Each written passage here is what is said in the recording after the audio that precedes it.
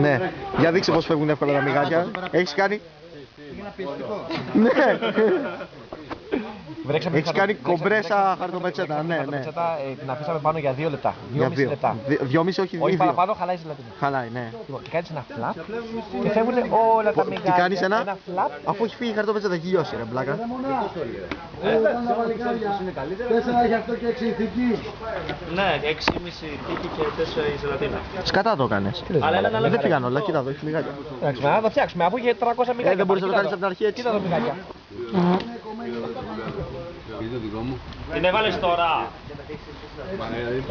Και πας μετά το χαρτί στο ληξιαρχείο. Και Για να καταγγείλεις ποια μυγάκια σκότωσε. Έτσι για να το ξαναπληρώνω για να παίρνω κι άλλα. για να δούμε.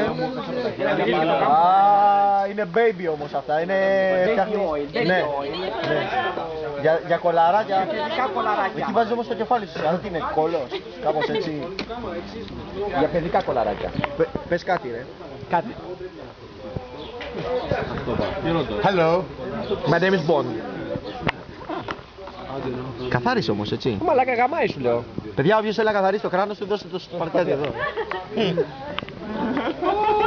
Στρίψα αγόρι μου σε λίγο να βγει το λιχνάρι, το τζίνι.